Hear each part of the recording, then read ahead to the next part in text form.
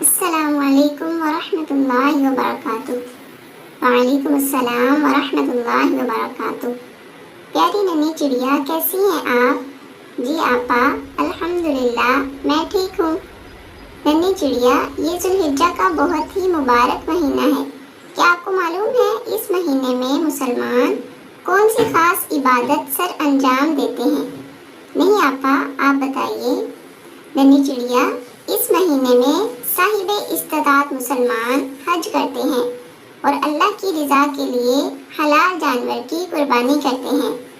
اچھا آپا، مسلمان قربانی کیوں کرتے ہیں؟ ننھی چڑیا، اللہ پاک کے نبی حضرت ابراہیم علیہ السلام اور حضرت اسماعیل علیہ السلام کی یاد میں مسلمان قربانی کرتے ہیں۔ اللہ پاک نے حضرت ابراہیم علیہ السلام اور حضرت اسماعیل علیہ السلام کو آزمایا تھا۔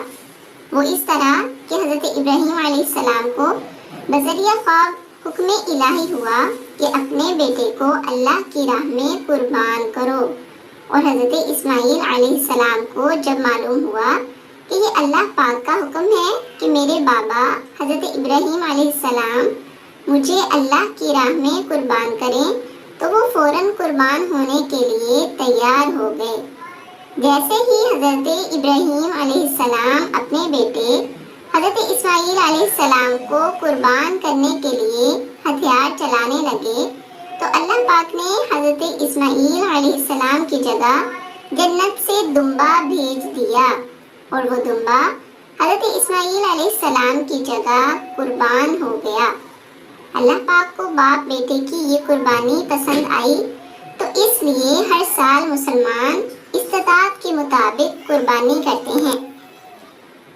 پیاری آپا، کیا قربانی کرنے کا ثواب بھی ملتا ہے؟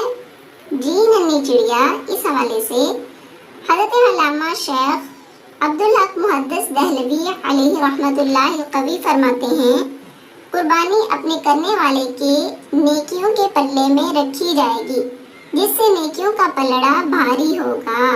اور ایک اور حدیث پاک کا خلاصہ ہے کہ قربانی کرنے والے کو قربانی کے جانور کے ہر بال کے بدلے میں ایک نیکی ملتی ہے۔ سبحان اللہ عز و جل۔ پیاری آپا، یہ تو بہت پیاری بات آپ نے بتائی ہے۔ تو پیارے بچوں، اگر ہمیں بھی اللہ پاک نے اس قابل بنایا ہے کہ ہم قربانی کر سکیں، تو ضرور قربانی کر کے ثواب کے حقدار بننا چاہیے۔ اللہ حافظ۔